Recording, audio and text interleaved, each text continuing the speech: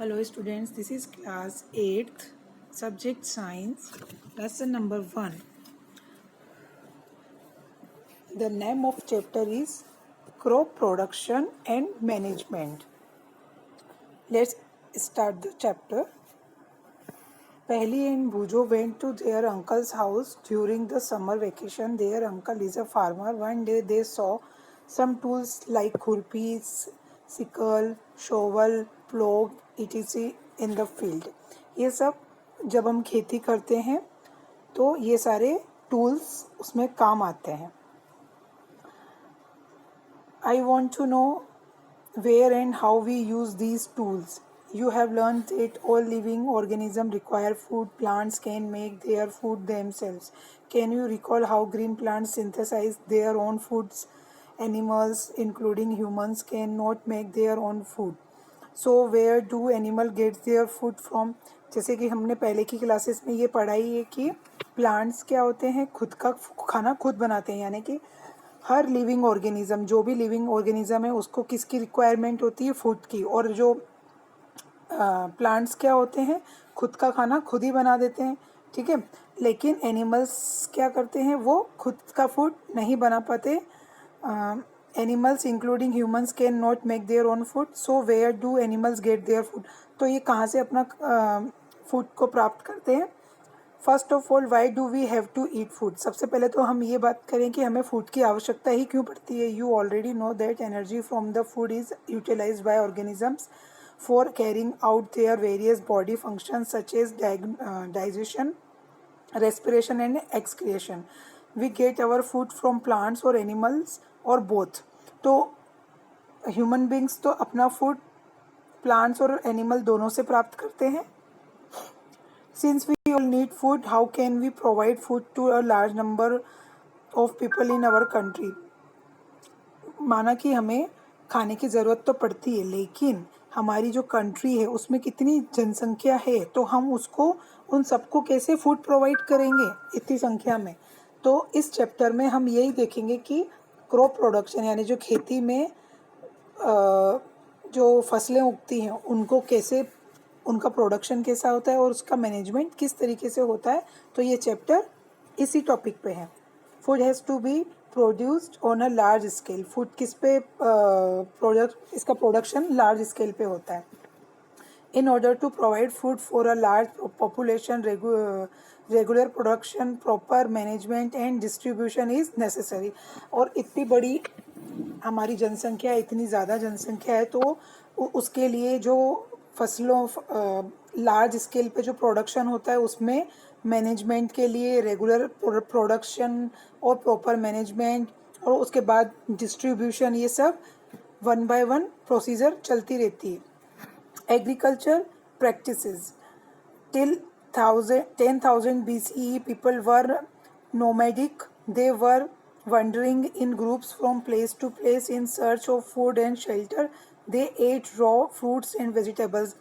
जो 10,000 BC पहले वाले जो हम बोलेंगे लाइक आदिवासी लोग थे, वो क्या वांडरिंग यानी घूमते रहते थे ग्रुप्स में और क्या करते थे, एक स्थान से दूसरे स्थान तक फूड और शेल्टर की खोज में निकलते थे. दे एट, वो क्या खाते थे, रॉ फ्रूट्स यानी कच्चे फ्रूट्स, वेजिटेबल्स और started hunting animals for food. और उन्होंने क्या किया, शिकार करना शुरू किया जानवरों का खाना खाने के लिए.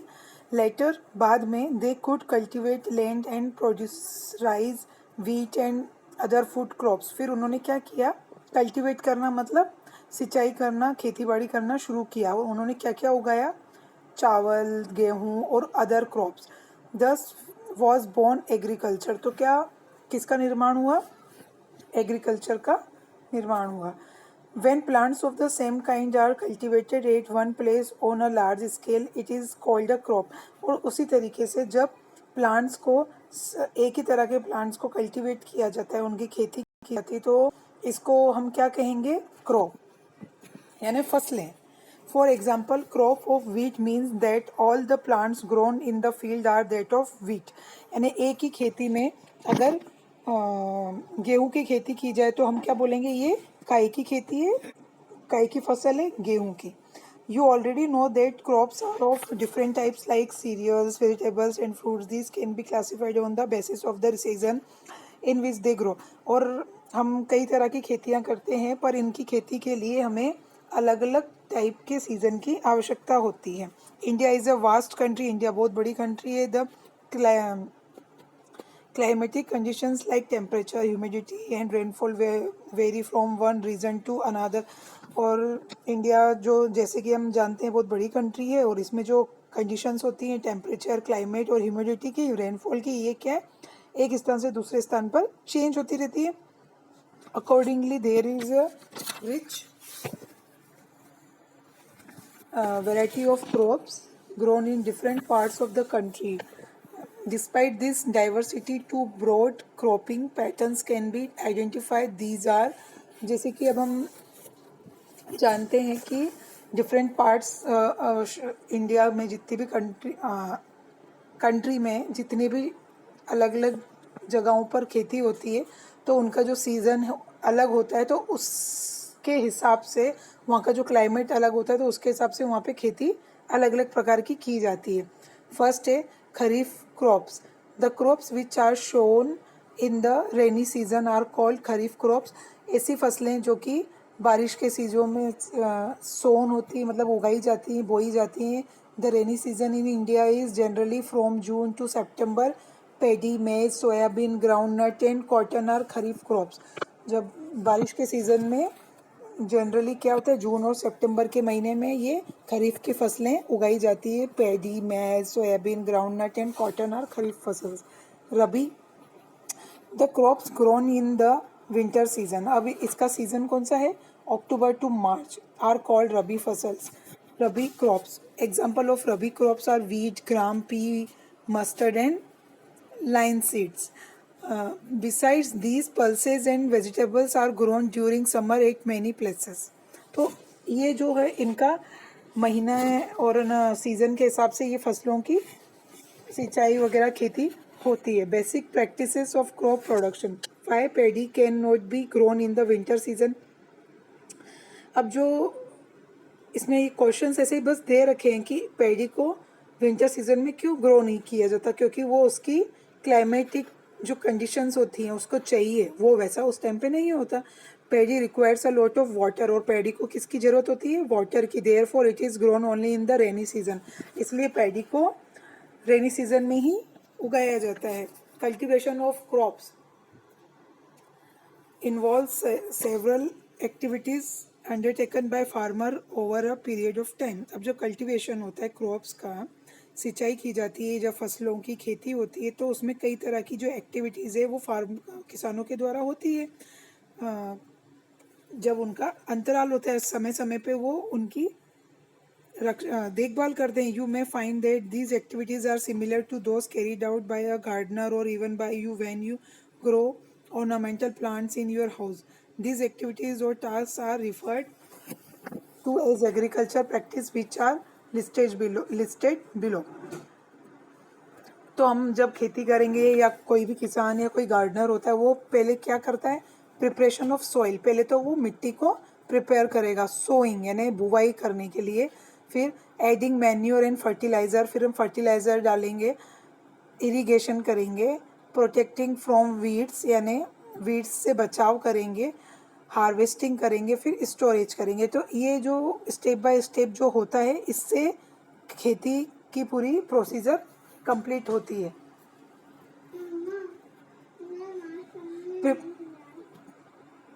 Preparation of soil. The preparation of soil is the first step before growing a crop. सबसे पहले तो क्या किया जाता है, सॉइल को प्रिपेयर किया जाता है जब हम उसमें बीज डालते हैं, ग्रोइंग अ क्रॉप, फसल को उगाने से पहले. One of the most important task in agriculture is to turn the soil and loosen it. सबसे पहले क्या किया जाता है, मिट्टी की खुदाई की जाती है, उसको टर्न किया जाता है, उल्टा पुल्टा जाता है. जैसे कि this allows the roots to penetrate deep into the soil. तो ये जड़ों को क्या करता है, मिट्टी के अंदर डीप तक जकड़े रहने में मदद करता है. The loose soil allows the roots to breathe easily. और जब मिट्टी लूज हो जाती है, तो वो सॉइल जो क्या करती है, रूट्स को आसानी से ब्रीथ करने में मदद करती है. Even when they go deep into the soil, और क्या जड़ें जो है मिट्टी के अंदर तक जा सकें. Why does the loosening of soil allow the roots to breathe easily? The loosened soil helps in the growth of earthworms and microbes present in the soil. जो मिट्टी को प्रिपेयर इसलिए किया जाता है, लूज इसलिए किया जाता है ताकि उसकी जो ग्रोथ है ऑफ अर्थवॉर्म्स, क्योंकि हमको पता है अर्थवॉर्म्स क्या करते हैं, मिट्टी के अंदर पाए जाते हैं और वो अर्थवॉर्म्स मिट्टी को और उपजाऊ बना देते हैं, और उस and microbes present in the soil. This organism are friends of the farmer since they further turn and the loosen the soil and add humus to it. फिर क्या होता है कि ये एक तो ये मिट्टी को उपजाऊ बनाते हैं और ये फार्मर के लिए भी बहुत उपयोगी होते हैं. मिट्टी की मतलब देखभाल, ह्यूमस, एक्चुअली ह्यूमस क्या होता है, जो मिट्टी की उपजाऊ क्षमता को बढ़ा देता है, तो ये उसमें ये डाला जाता है. But why the soil needs to be turn and loosen. You have learned in the previous classes that soil contain minerals. हमने पहले पढ़ा है पहले की क्लासेस में कि सॉइल में क्या क्या होता है, minerals, water, air and some living organism. In addition dead plants and animals get decompose by soil organisms. इसलिए ये भी डाला जाता है, डेड प्लांट्स, जो प्लांट्स काम नहीं आते, animals get decompose by soil organisms. In this way various nutrients in the dead organisms are released back into the soil. These nutrients are again absorbed by plants. तो क्या होता है कि जो इस तरीके से कई तरह के जो न्यूट्रिएंट्स होते हैं इन द डेड ऑर्गेनिज्म, जो ये जीव जंतु या फिर डेड प्लांट्स हों, तो वो क्या करते हैं, back into the soil, soil में डाल दिए जाते हैं, जिससे कि इसकी जो अर्थवॉर्म होंगे या माइक्रोब्स होंगे वो इनको और डिके करते हैं, तोड़ते हैं छोटे छोटे टुकड़ों में. इससे मिट्टी की उपजाऊ क्षमता बनी रहती है. Since only a few of the top layer of soil supports plant growth. चूँकि क्या होता है कि जो कुछ ही सेंटीमीटर पे जो होती है of the top layer of soil, soil की जो टॉप लेयर होती है वो सब प्लांट सपोर्ट करती है प्लांट की ग्रोथ को. Turning and loosening of soil brings the nutrient rich soil to the top so that plants can use this nutrient. इसलिए अंदर जो मिट्टी की जो अच्छी क्वालिटी हो, अच्छी क्षमता हो, वो इसलिए उसको पलटा जाता है, उसमें जो न्यूट्रिएंट्स होते हैं वो उसको मिलते रहें प्लांट्स को. बस इसी प्रकार turning and loosening of soil is very important for cultivation of crops. The process of loosening and turning of the soil is called tilling और प्लोइंग. और इस प्रोसीजर को क्या बोला जाता है, जब मिट्टी को उल्टा पलटा जाता है उसको बोलते हैं टिलिंग या फिर प्लोइंग. प्लो आप पढ़ते हैं, प्लो मीन्स क्या होता है, हल चलाना. This is done by using a plough. ये किससे किया जाता है, हल के द्वारा, प्लो के. ये आप डायग्राम में देखेंगे कि जैसे एक किसान है, हल चला रहे हैं और मिट्टी को क्या कर रहे हैं, उलट पुलट कर रहे हैं ना. Plog are made of wood or iron. ये किससे बना हुआ होता है, लकड़ी या आयरन से. If the soil is very dry it may need watering before ploughing. अगर मिट्टी बहुत ज़्यादा ही सूखी है तो प्लोइंग से पहले इसमें पानी की आवश्यकता पड़ेगी. द फ्लोएट फील्ड में have big crumbs of soil called crumbs. अगर जो ये इस फील्ड को जो जहाँ पे हम फसल ये जो हल चला रहे हैं, इस फील्ड में क्या होते हैं, बिग क्लम्स होते हैं, बड़े बड़े गड्ढे मान लीजिए, बड़े बड़े ऑफ सॉइल कॉल्ड क्रम्स. तो उसको क्रम्स कहा जाता है. It is necessary to break these crumbs. तो ज़रूरी है कि हम इन बड़े बड़े टुकड़ों को, क्रम्स को तोड़ें. Levelling the field is beneficial for sowing as well as for irrigation. Leveling of soil is done with the help of a leveler. Sometimes manure is added to the soil before tilling. तो कभी कभी क्या होता है कि जो manure होते हैं उनको कब डाला जाता है, टिलिंग से पहले. This helps in proper mixing of manure with soil. The soil is moistened before sowing. तो ये क्या करता है, हेल्प करता है किसके लिए, mixing of manure with soil, soil को सॉइल में मिक्स करने के लिए, और द सॉइल इज मॉइस्टेन और बिफोर सोइंग। नेक्स्ट है एग्रीकल्चर इम्प्लीमेंट्स, यानी जो खेती सिंचाई है उसमें किन किन इम्प्लीमेंट्स, किन किन औजारों की आवश्यकता पड़ती है। जैसे कि बिफोर सोइंग और सोइंग द सीड्स, बीज को बोने से पहले क्या होता है, it is necessary to break soil clumps to get better yield. तो मिट्टी की जो बड़े बड़े ब्रेक टुकड़े होते हैं उनको clumps to get better yield, यानी कि जो खेत होती है उसकी सिंचाई के लिए पहले क्या करा जाता है, बीज बोने से पहले उसको अच्छे से सिंचाई की जाती है। This is done with the help of various tools. तो इसमें अलग अलग टूल्स की आवश्यकता पड़ती है बीज बोने से पहले। The main tools used for this purpose are the plough, hoe और एंड कल्टीवेटर, इनकी आवश्यकता पड़ती है।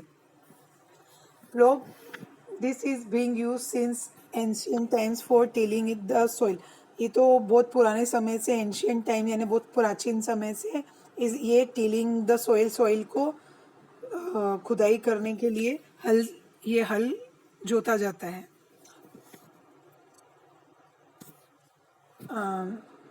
Adding the fertilisers to the crop, removing the weeds जो थे खरपतवार, and turning the soil. This is made of wood and is drawn by a pair of bulls or other animals, horses and camels. तो हमने देखा ही होगा कि जब खेती की जाती है तो हल किस पे बांधे जाते हैं, एनिमल्स पे। तो वो मेनली क्या होते हैं, बैल होते हैं या फिर घोड़े या कैमल होंगे। It contains a strong triangular iron strip called ploughshare. The main part of the plough is a long log of wood which is called a plough shaft. There is a handle at one end of the shaft. The other end is attached to a beam which is placed on the bull's neck. One pair of bulls and a man can easily operate the plough. जैसे कि इस diagram में दे रखा है, तो इस तरीके से बैलों पे ये प्लॉग को, हल को बांधा जाता है और वो खेती में इसके चलाया जाता है जिससे मिट्टी को ऊपर नीचे किया जाए। ये बीज डालने से पहले की प्रोसीजर है। The indigenous wooden plough is increasingly being replaced by iron ploughs nowadays. Hoe, अब ये हो क्या होता है, ये भी एक पार्ट है जिससे कि मिट्टी की खुदाई होती है, एक औजार है, sorry. It is a simple tool which is used for removing weeds and for loosening the soil. अब ये भी वीड्स को दूर करने के लिए और मिट्टी को लूज करने के लिए यूज होता है। It has a long rod of wood or iron, a strong broad and bent plate of iron is fix to one of its ends. And आप इस डायग्राम को देखें कि कैसे है ये। हो works like a blade, it is pulled by animals. अब ये एनिमल्स के द्वारा पुल किया जाता है। कल्टीवेटर, हमेशा कल्टीवेटर जो होता है ना, आपने देखा होगा ट्रैक्टर के पीछे लगा हुआ होता है, उसे कल्टीवेटर कहा जाता है। देखें आप पिक्चर में। Now days ploughing is done bye tractor driven cultivator. The use of cultivator saves labour and time.